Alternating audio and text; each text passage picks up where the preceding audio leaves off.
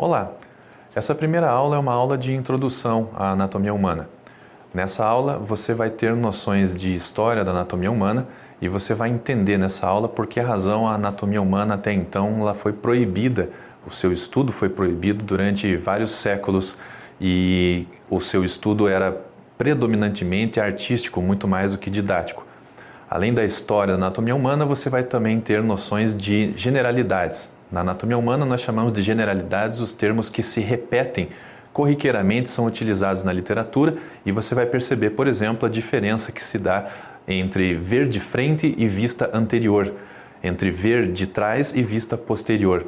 Para a anatomia humana, existe um rigor muito restrito quanto às nomenclaturas. Tanto é que existe uma nômina anatômica que é um livro, uma convenção internacional que diz que coxa não é a mesma coisa que perna, braço não é a mesma coisa que antebraço, que a articulação que numa linguagem leiga as pessoas chamam de pulso, na realidade é chamada de punho. Então você vai conhecer essas noções básicas da anatomia humana, o rigor quanto às nomenclaturas e você vai entender também que é por causa desse rigor na anatomia humana que você consegue, por exemplo, falar a mesma língua, ou seja, uma mesma convenção utilizada em qualquer parte do mundo para todas as ciências, para todas as profissões que trabalham com o corpo humano. A educação física, na licenciatura especificamente, ela está direcionada mais para a área de humanas, para a área de educação. Por outro lado, as outras áreas da saúde, tal qual odontologia, fisioterapia, medicina, enfermagem, farmácia, também se utilizam dessa disciplina usando-se dos mesmos critérios, usando as mesmas convenções. Então, para que falemos a mesma língua, você vai entender essas convenções que são utilizadas no mundo inteiro e eu posso te garantir que não será tão difícil. Você provavelmente já ouviu falar em órgãos que têm o nome de estômago, cérebro, coração, pulmões.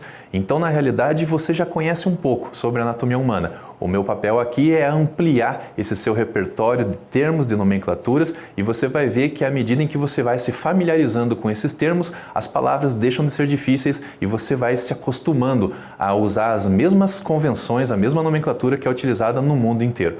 Portanto, seja bem-vindo à primeira aula.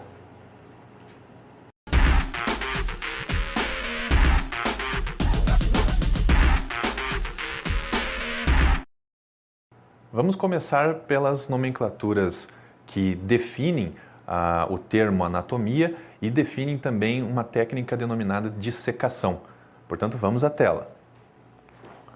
Observe que a definição de anatomia vem de um termo em grego, ou seja, a palavra anatome, que se você for distingui-la em duas partes, você vai ver que o termo ana significa parte e tome significa corte. Ou seja, anatomia significa cortar em partes. É importante deixar claro que a maior parte dos termos da anatomia vem de origem grega ou romana, ou seja, ou os termos são do grego ou os termos vêm do latim por causa das suas raízes romanas. Então, para você ter uma noção de por que razão deu-se o nome anatome, ou seja, cortar em partes, é porque o estudo da anatomia, obviamente, exige a utilização de instrumentos de corte e estuda-se a anatomia separando-se partes do corpo. Então, nessa imagem que você está vendo na tela, é ilustrativa de um bisturi, exemplificando o corte de uma parte do corpo denominada abdômen. Então, corta-se em partes para que se possa revelar essas partes por dentro e aí essa técnica de corte, ela também exige estudo, ela também exige uma certa perícia. Essa técnica de corte, ela é denominada dissecação, que também vem de uma origem grega. Dis, que significa separar, e secare, que significa cortar. Então você está vendo nessa imagem uma dissecação de um cérebro. Então você vê aí um cérebro humano em que o anatomista ele está com uma pinça e com o bisturi investigando, ou seja, fazendo o estudo dessas partes do cérebro. Então é só para você perceber que a anatomia humana ela consiste em técnicas que envolvem muita perícia e muito estudo. Ou seja, não basta que uma pessoa tenha um bisturi em mãos, não basta que a pessoa tenha uma faca ou serra, que também são instrumentos utilizados na anatomia humana, se você não tiver a técnica correta de como fazer esses cortes. Por exemplo, se você não tiver perícia, né, não se utilizar de perícia para fazer uma dissecação, você acaba correndo o risco de perder a integridade da estrutura que você pretende estudar por dentro. Por exemplo, você poderia vir a cortar com esse bisturi alguns vasos, nervos ou estruturas que são importantes de serem vistas ainda íntegras. Portanto, cortar em partes não significa cortar de qualquer jeito na anatomia humana. Historicamente, não há relatos precisos de uma data, de um ano específico de quando começou a anatomia. Então, acredita-se que os primeiros relatos do estudo da anatomia humana vieram no sul da Itália, com Alcmeon de Crotona, isso em 500 anos antes de Cristo. Então, esses primeiros relatos no sul da Itália, 500 anos antes de Cristo, eles referiam-se a estudos de anatomia somente em modelos animais. Ou seja, corpos de cavalos, de porcos e cachorros, ou seja, esses animais eram utilizados porque havia restrições éticas quanto ao seu estudo, no sentido de que a igreja, sobretudo a igreja católica, ela suprimia o estudo científico das ciências. Então, na realidade, em função das restrições éticas e religiosas, só era permitido o estudo da anatomia humana em animais. E aí, de forma comparativa, acreditava-se que o corpo humano poderia ser comparado aos corpos dos animais que eram estudados até então. Por exemplo, em função das restrições religiosas, uma pessoa que fosse flagrada estudando anatomia em modelos, em corpos de seres humanos, poderia vir a ser condenada à morte, ou seja, seria considerado como um sacrilégio e aí poderia vir a ser executada, queimada na fogueira. Então, em função desse tipo de restrições, a anatomia ela começou a ser estudada somente em animais. Mais tarde, sobretudo no Renascimento, você deve se lembrar que o Renascimento ele tem esse nome porque consiste no renascimento das ciências, ou seja, do estudo voltado para fins científicos e não necessariamente somente artístico. E talvez o renascentista mais famoso que você já ouviu falar foi Leonardo da Vinci. Ou seja, em meados do século XV, Leonardo da Vinci começou a dissecar corpos de seres humanos. E essa dissecação de corpos de seres humanos, ela era desenhada, ou seja, foi um dos primeiros relatos de desenhos feitos por Leonardo da Vinci e com um rigor técnico, ou seja, rigor técnico para fins didáticos e não meramente artísticos. Aqui nós temos uma anatomia já mais moderna, ou seja, essa imagem que você vê é de 2 cadáveres reais que estão expostos como se fossem obras de arte, como se fossem estátuas. Essa é uma técnica moderna, já do século que teve sua origem no século XX, que foi criado por um alemão chamado Günther von Hagens. O Dr. Hagens ele inventou uma técnica de conservação dos cadáveres chamada de plastinação, em que os cadáveres eram expostos com essa coloração tal qual o músculo em vida, e você pode notar que esses cadáveres eles aparentam estar íntegros, ou seja, eles estão fazendo poses como se fosse uma pessoa em vida, e essa é uma das técnicas mais modernas que é utilizada hoje para fins de exposição de cadáveres humanos. Ainda temos também, na ausência de peças cadavéricas, ou seja, na ausência de corpos reais, temos também a possibilidade do estudo da anatomia humana com peças sintéticas. Então, o que você vê aqui é um manequim. Esse manequim ele é comercialmente disponibilizado em diversas empresas especializadas e é direcionado para o estudo da anatomia humana na falta do cadáver real. A falta do cadáver real se dá em função das restrições éticas, ou seja, não é possível comprar um cadáver. Uma instituição que tem interesse em trabalhar na anatomia humana com cadáveres reais, ela precisa entrar numa fila que segue uma série de critérios para que seja fornecido, ou seja, doado por instituições públicas esse cadáver para fins de estudo. Na ausência desses cadáveres, desses espécimes reais humanos, existe a possibilidade, então, das instituições de ensino comprarem essas peças sintéticas, como esse manequim que você observa na imagem.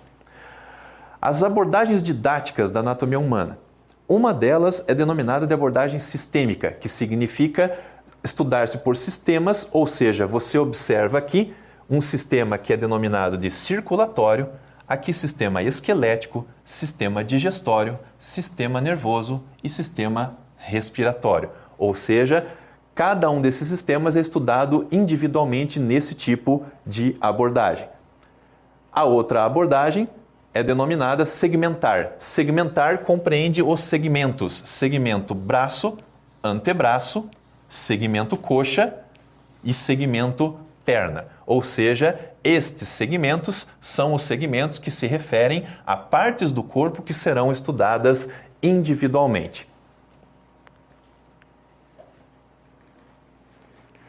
Então você pode perceber que com esse tipo de abordagem de introdução, você começa a notar que a literatura da anatomia humana segue todos esses critérios que você viu na tela. Ou seja, estuda-se ou por sistemas. Então entenda que quando nós nos referimos ao termo sistema, estamos nos referindo a um conjunto de órgãos que interagem entre si. Como, por exemplo, todos os órgãos que interagem para favorecer a respiração. Ou todos os órgãos do sistema circulatório que favorecem a circulação do sangue. Por outro lado, nos cursos de medicina, por exemplo, a literatura ela tem uma abordagem predominantemente segmentar, ou seja, independente do sistema abordado, seja ele respiratório, seja ele circulatório ou nervoso, estuda-se o segmento tórax. Então você vai ver essa distinção na literatura indicada, recomendada para o estudo da anatomia humana, em que ora um livro vai optar pela abordagem sistêmica e ora um livro vai optar pela abordagem segmentar.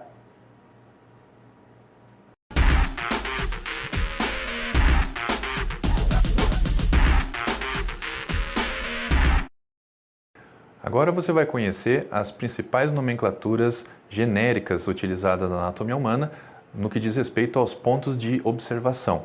Ou seja, os pontos de observação ou pontos de vista são as formas por como você observa uma mesma parte do corpo.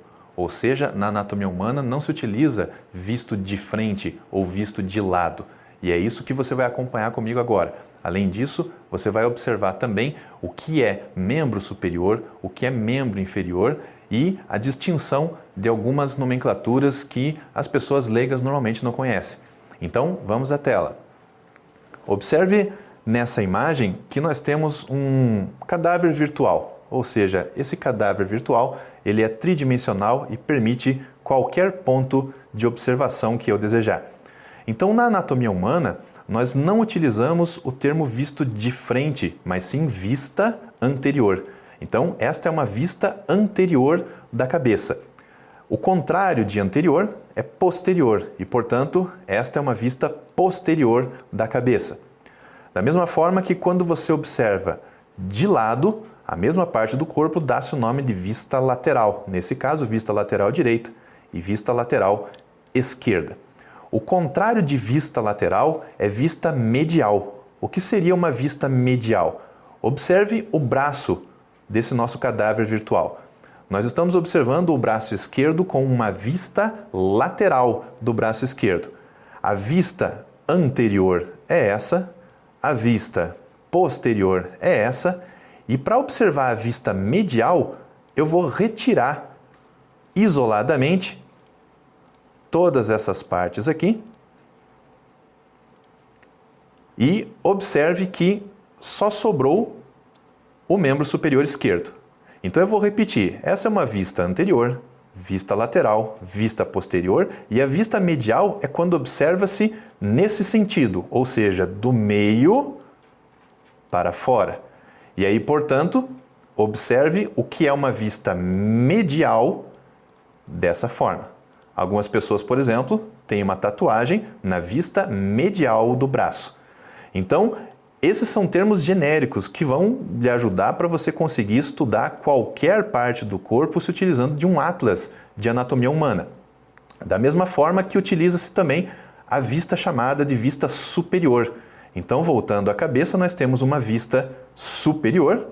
E se, por exemplo, eu quiser observar a vista inferior dos pés, por exemplo, vista inferior, lá está, dos pés.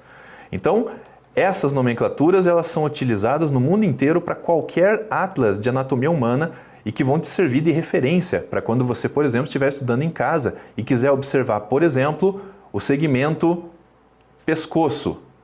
O segmento pescoço em vista lateral direita, em vista posterior, em vista lateral esquerda e em vista anterior. Note que temos outras nomenclaturas que também são utilizadas nos livros de anatomia, como por exemplo o termo tórax, ou seja, na anatomia humana não existe o termo peito. Você não vai encontrar um livro de anatomia com o termo músculos ou órgãos do peito, mas sim músculos ou órgãos do tórax.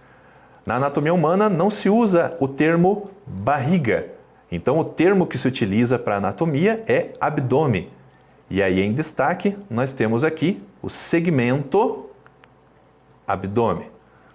Na anatomia humana, os termos coxa e perna têm diferença também. Ou seja, aqui nós temos o segmento coxa,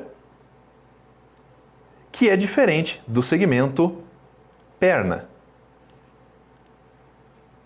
E não caia na tentação de achar que coxa e perna são sinônimos, porque na realidade, quando você for estudar no livro, você vai observar que existe um capítulo só para músculos da coxa e um outro capítulo, em outras páginas, para os músculos, nervos, vasos sanguíneos da perna.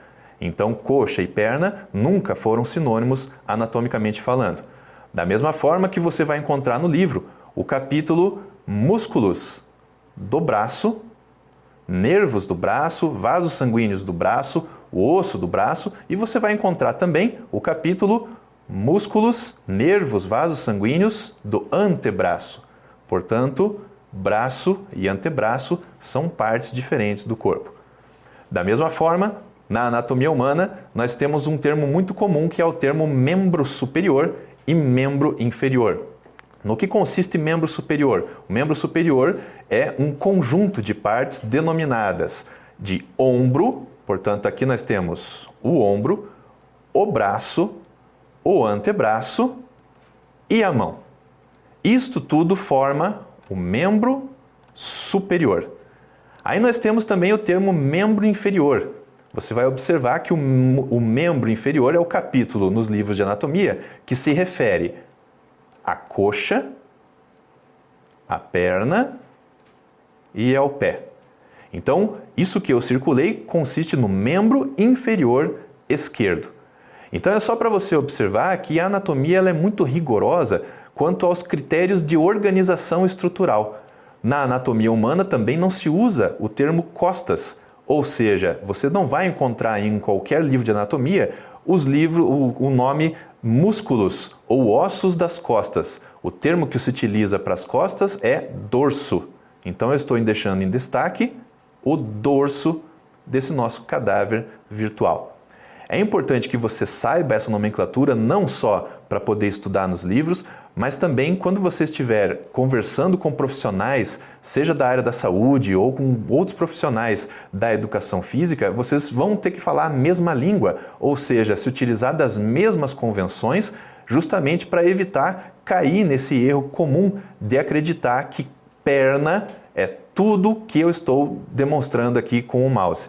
Então, a anatomia humana, inicialmente, ela aparenta demonstrar certas restrições de dificuldade para estudar por causa do seu rigor quanto às nomenclaturas. Mas você vai se acostumando aos poucos, de forma que você se acostumou com os termos coração, pulmão, estômago, cérebro, você também vai se acostumar com os termos anterior, lateral, posterior e assim sucessivamente. Então, observe que todas essas nomenclaturas, elas são utilizadas em todos os livros de anatomia, independente da literatura que for recomendada. Então você pode observar que esses termos eles terão que ser memorizados por você, porque no decorrer das nossas aulas a gente sempre vai utilizar essa mesma nomenclatura por se tratar de uma convenção.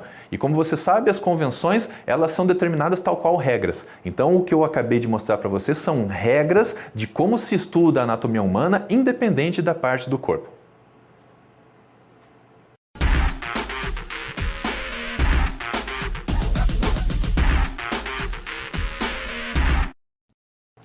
Você vai conhecer agora noções básicas sobre ossos e articulações.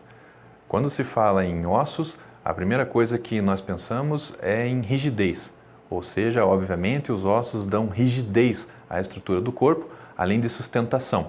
Então, o que mantém a sustentação da nossa postura em pé, por exemplo, é a rigidez que é conferida ao corpo pelos ossos. Quando se fala em função dos ossos, nós temos outras funções além de simplesmente sustentar e dar rigidez. Por exemplo, a função de proteção. Obviamente, o cérebro é uma estrutura mole que é protegida por essa espécie de calota óssea que nós temos, que é o crânio. Da mesma forma que os órgãos torácicos são protegidos por aquilo que chamamos de gradil costal, ou seja, nada mais é do que essa gaiola de costelas que nós temos no nosso tórax. Da mesma forma que os órgãos pélvicos, eles são protegidos pelos ossos dos quadris e assim por diante. Então, além da sustentação, além da rigidez, nós temos também um papel fundamental de proteção mecânica. Além disso, você vai conhecer comigo também a função dos ossos no sentido de formar articulações. E você vai perceber que boa parte do nosso corpo é formado por diversas dezenas de alavancas que nada mais são do que sistemas rígidos conferidos pela estrutura óssea. Então vamos à tela. A nossa estrutura óssea, ela é formada predominantemente por tecido mineral, formado por cartilagens, e vamos dar uma olhadinha nessa mão agora dissecada do nosso cadáver virtual. Então perceba que esse é um modelo de uma mão óssea, e eu quero chamar a atenção de você especificamente para essas estruturas que eu estou deixando esverdeadas, ou seja, essa estrutura aqui é uma estrutura cartilaginosa. Aqui é cartilagem, aqui é cartilagem, aqui é cartilagem e assim por diante. Qual é a função dessas cartilagens dentro, do sistema esquelético, ou seja, nos nossos ossos? A função dessas cartilagens é impedir que haja fricção, ou seja, atrito direto de uma superfície contra a outra superfície. Então, a Mãe Natureza ela já previu que à medida em que você fosse mover as suas mãos, você teria atrito ao longo da sua vida inteira, de um osso com o outro. Então, essas cartilagens aqui, elas são cartilagens que têm a função de impedir o desgaste dos nossos ossos à medida em que eles se movem um em relação ao outro. Mas de onde vêm essas cartilagens? Essas cartilagens vêm de um processo denominado formação óssea endocondral. Esse termo endocondral refere-se ao prefixo endo, que significa dentro, e condral refere-se à cartilagem, ou seja, do latim chondros. Então, endocondral significa que a formação dos nossos ossos teve origem a partir de um molde cartilaginoso, e esse molde cartilaginoso que tem o formato dos ossos, ou seja, tinha antes do nascimento o formato dos ossos, esse molde cartilaginoso aos poucos vai sendo tomado por tecido mineralizado, calcificado.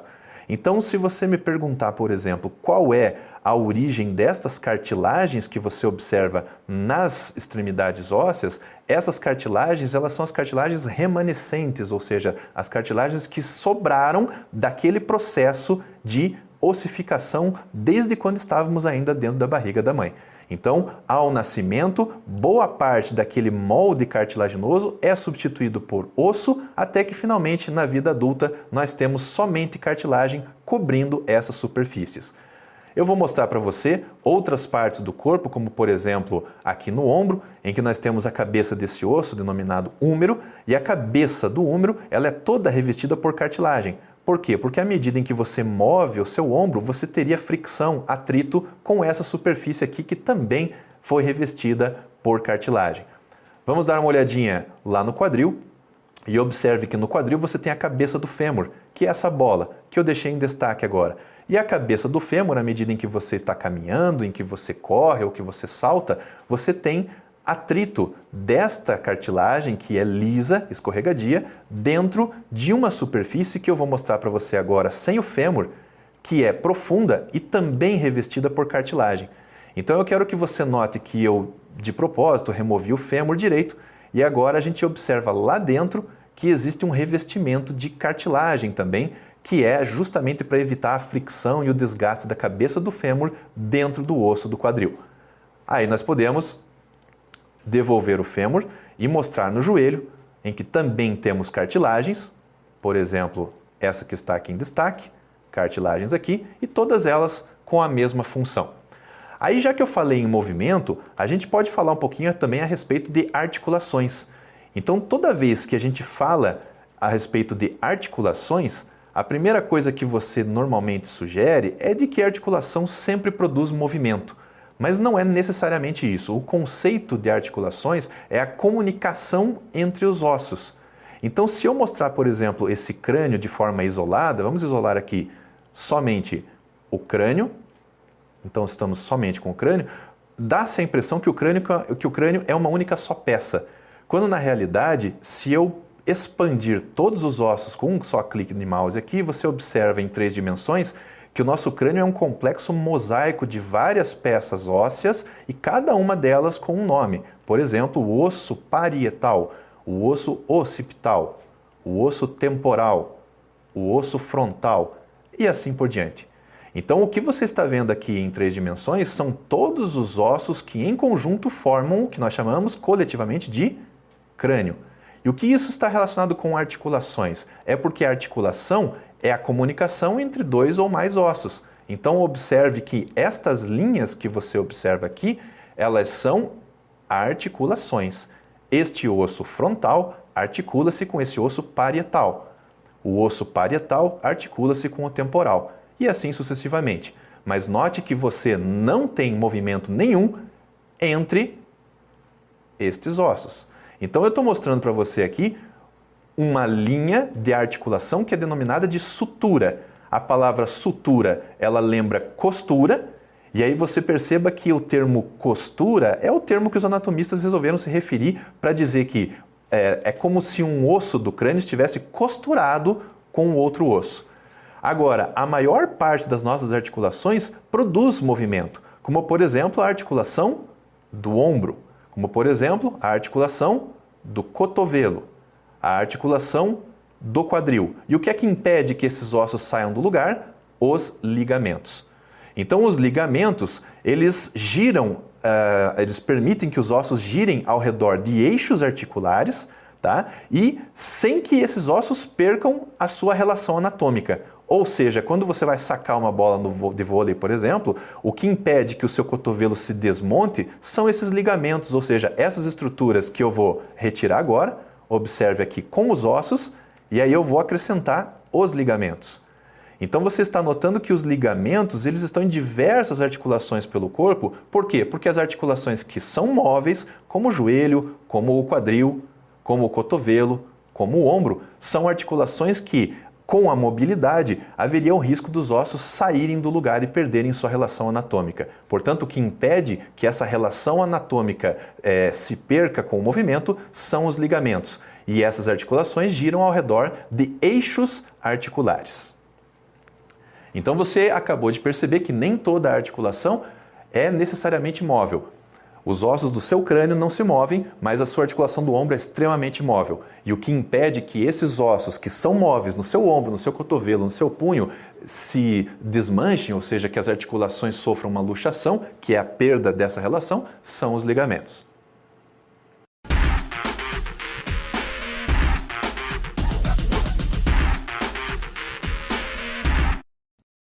Você vai conhecer agora noções básicas a respeito de músculos. Qual é a função dos músculos? Os músculos são os motores do nosso esqueleto. Você viu no tema anterior que os músculos eles podem mover as articulações e, na realidade, o papel dos músculos é de produzir força. Então, para que os ossos produzam movimentos nas articulações em que eles formam, os músculos precisam tracionar esses ossos, puxando-os pelas suas superfícies. Então, você provavelmente já ouviu falar no termo tendões. É muito comum ouvir falar na palavra tendinite, que nada mais é do que uma inflamação nos tendões. E o que são os tendões? Os tendões são as estruturas de tecido conjuntivo que fazem a conexão do músculo na superfície do osso. Então, para que se produza um movimento, os músculos precisam produzir força e essa força é transferida para os ossos e assim as articulações produzem movimento. Existem aproximadamente 600 músculos no corpo. Então, na realidade, o estudo do sistema muscular ele é extremamente extenso, mas é importante que você entenda que a produção de movimento dado pelos músculos, ela é específica à posição do músculo, ao formato e à sua localização no que diz respeito ao lado da articulação em que ele se localiza. Se eu for dar um exemplo na minha articulação do cotovelo, os músculos que fazem flexão do cotovelo ficam na face anterior do meu braço. Entretanto, os músculos que fazem extensão do cotovelo ficam na face posterior do meu braço. Então, esta oposição de músculos diferentes que ficam de lados opostos do mesmo osso, ela permite que movimentos contrários aconteçam. Por exemplo, uma flexão de cotovelo é um movimento contrário de extensão de cotovelo. Da mesma forma que o termo abdução, ele refere-se a essa abertura da sua articulação do ombro. E o termo adução refere-se a esse retorno. E nós temos músculos diferentes, com nomes diferentes e posições também distintas para se produzir o movimento de abdução em relação à adução. Então vamos à tela. Note no nosso cadáver virtual que nós temos aqui, sem pele agora, todo o sistema muscular exposto. E o que eu quero que você perceba é que o formato dos músculos varia muito, de maneira que é este formato dos músculos que explica a função dele, no sentido de fazer flexão, de fazer adução, abdução, rotação interna, rotação externa e assim sucessivamente. Eu vou dar um exemplo para você, esse músculo do ombro, que é denominado deltoide. O músculo deltoide tem esse nome porque ele, na realidade, tem um formato triangular, tal qual a letra grega delta.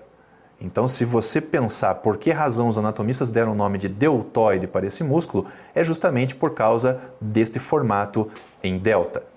Aí nós temos outros músculos que fazem um papel de tracionar os ossos para trás ou para frente, e eu vou mostrar para você um exemplo bem simples de um músculo que é relativamente famoso, denominado bíceps. Esse é o bíceps braquial. É um músculo que fica na face anterior do braço, e se a gente for observar qual é o papel do bíceps braquial na sua articulação do cotovelo, você nota que é fazer a flexão do cotovelo. Então, quando o músculo fica aceso, significa que ele está produzindo força, e eu quero que você perceba que ele produz força e transfere essa força para essa estrutura esbranquiçada, denominada de tendão. Essa estrutura esbranquiçada, denominada de tendão, vai transferir essa força para o osso do antebraço. E aí você vai perceber que essa transferência de força do músculo para o osso por meio dos tendões é que permite o movimento denominado flexão. Então note que isso é uma flexão de cotovelo que é feita pelo músculo bíceps braquial. Por outro lado, se eu for mostrar para você a face posterior do braço, note que o bíceps braquial é um músculo anterior, ao passo que o tríceps é um músculo posterior. O tríceps braquial é um músculo que faz o contrário, ou seja, é um músculo responsável pela extensão do cotovelo. Então, vamos dar uma olhadinha na extensão do cotovelo, que consiste no retorno de uma posição fletida. Então, note que o nosso esqueleto virtual aqui ele está com o cotovelo fletido ou flexionado, são sinônimos, e aqui está o músculo tríceps braquial, que é um músculo que fica na face posterior do braço. E quando o tríceps braquial faz força, ele transfere essa força para os tendões transferem para os ossos, e assim você tem a produção de uma extensão. Então, como eu havia comentado anteriormente, o bíceps braquial, que não está mais na imagem, ele flexiona o cotovelo, ao passo que o tríceps braquial estende. Então, o tríceps estende, o bíceps braquial flexiona. Por que é importante saber esse conceito? Porque eu vou deixar em destaque agora o tríceps braquial e o bíceps braquial. Note que bíceps, aqui, bíceps braquial e tríceps braquial são músculos que ficam de lados opostos do mesmo osso. E isso faz com que eles produzam, portanto, movimentos opostos também. O bíceps braquial flexiona, o tríceps braquial estende o cotovelo. E a isso nós damos o nome de antagonismo. Ou seja, o que são músculos antagonistas? São músculos que fazem funções exatamente opostas um em relação ao outro. Se eu for dar outros exemplos, aqui na coxa nós temos um músculo denominado vasto lateral. Eu vou isolar o músculo vasto lateral para você observar que é um músculo relativamente grande.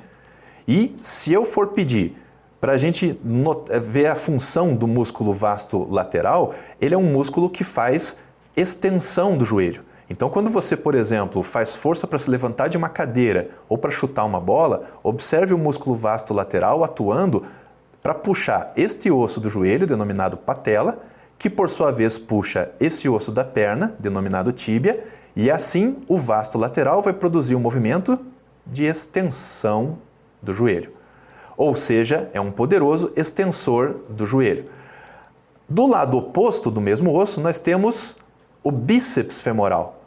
Então, assim como nós tínhamos um bíceps lá no braço, nós temos o bíceps femoral, ou seja, o bíceps do braço é o bíceps braquial. Lá está o bíceps braquial. E a nomenclatura para o fêmur é bíceps femoral. O bíceps femoral é um músculo que faz flexão do joelho. Então observe agora o bíceps femoral fazendo um movimento de flexão do joelho, que é um movimento contrário ao movimento que eu havia mostrado anteriormente, que é o de extensão feito pelo vasto lateral. Então qual é a conclusão a que podemos chegar? É de que se vasto lateral e bíceps femoral ficam de lados opostos do mesmo osso, significa que esses músculos fazem movimentos opostos e, portanto, são antagonistas. Então, eu espero que você tenha compreendido que quando a gente fala em músculos, nós temos músculos diferentes para fazer movimentos diferentes. Ou seja, um mesmo músculo não é capaz de fazer todos os movimentos ao redor de uma articulação. E é isso que torna a complexidade do sistema muscular. Se eu for dar um exemplo para você, o termo coordenação motora nada mais é do que a organização de todos esses componentes. Ou seja, coordenação motora é a organização entre esses músculos todos para você fazer tarefas como, por exemplo, caminhar, saltar, correr, se levantar de uma cadeira ou chutar uma bola. Ou seja, o sistema muscular ele é de uma complexidade que vai te exigir muito estudo e, obviamente, um detalhamento que você vai conseguir com a ajuda da nossa literatura recomendada.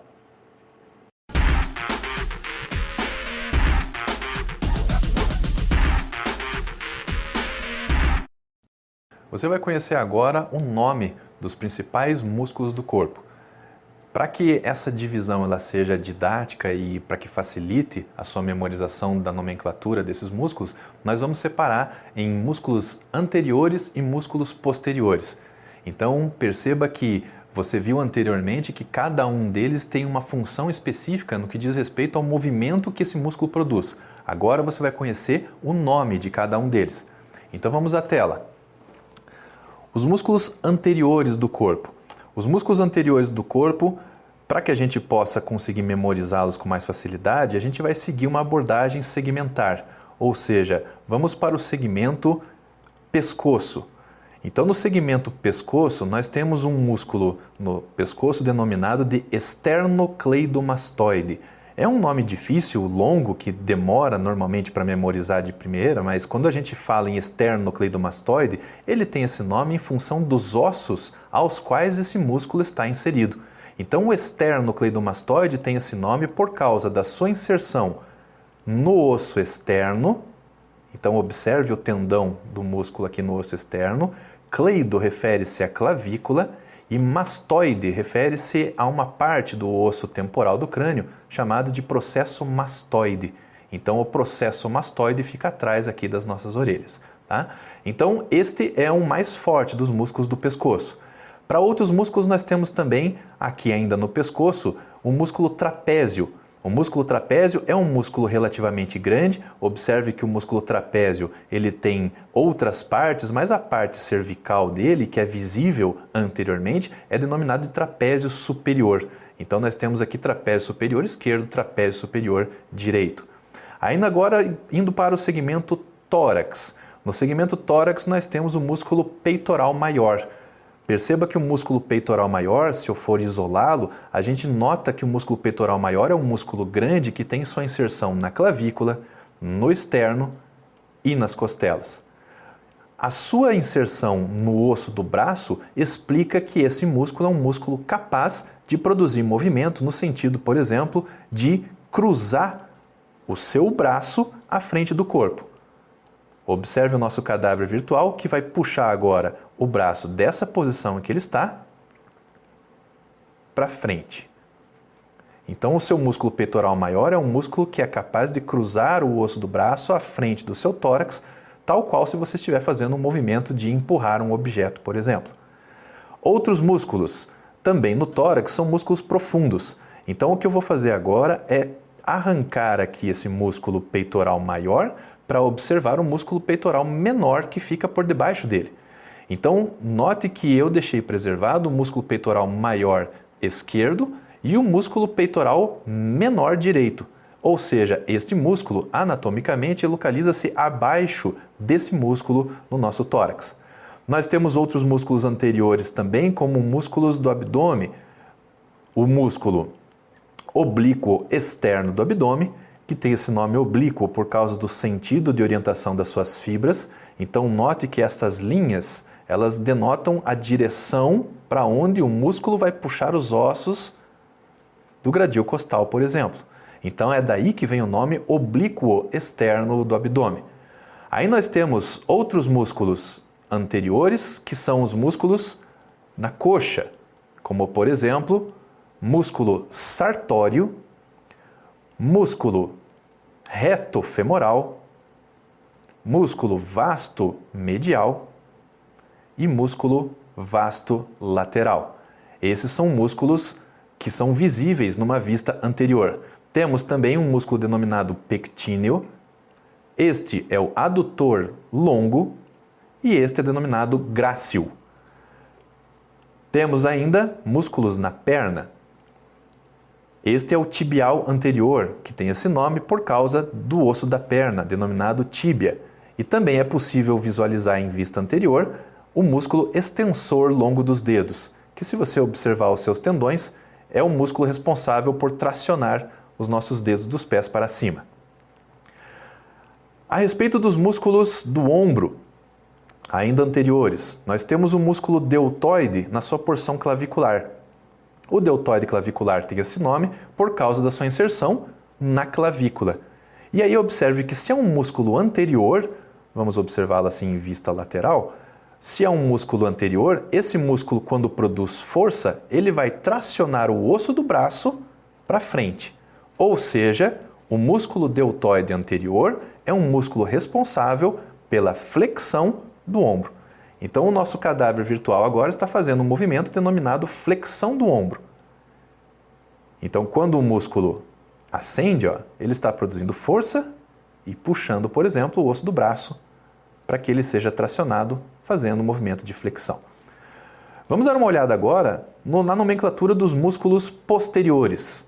Os músculos posteriores no ombro são denominados deltoide posterior, obviamente por causa da sua localização. Outro músculo do ombro, infraespinal. Este é o redondo menor e este é o redondo maior. Todos esses músculos são músculos posteriores do corpo e que são responsáveis por produzir movimentos no ombro, especificamente movimentos para trás. Este é o maior dos músculos posteriores, que é denominado latíssimo do dorso. A palavra latíssimo refere-se a grande, portanto, latíssimo do dorso significa o grande músculo do dorso, o grande músculo das costas. Temos ainda dos músculos posteriores o glúteo máximo.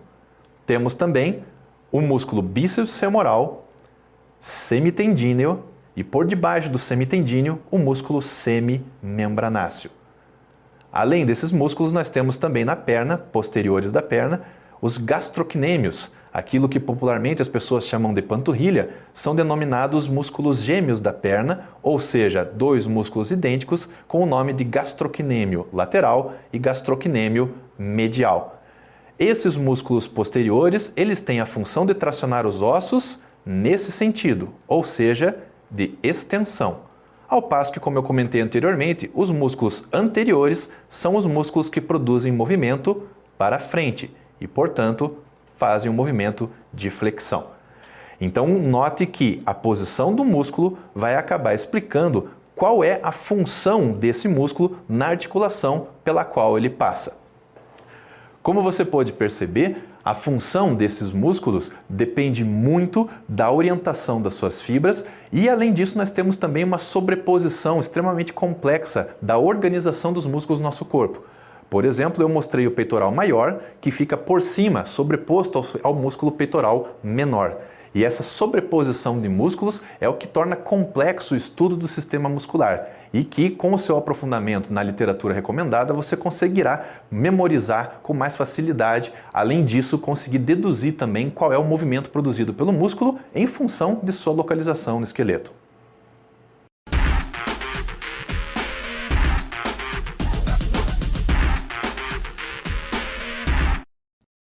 Você pode acompanhar comigo as noções básicas do estudo da anatomia humana. Obviamente, você deve ter percebido que o conteúdo da anatomia humana é bastante extenso e complexo. Mas, como a anatomia humana não é uma ciência que nos é passada no ensino médio, é natural que a gente tenha uma certa dificuldade no início do estudo dessa ciência. Entretanto, você vai perceber que o estudo da anatomia humana torna-se cada vez mais fascinante quando você consegue contextualizar aquilo que você aprendeu, aquilo que você viu nos livros, com aquilo que o professor de educação física vai futuramente fazer nas suas aulas.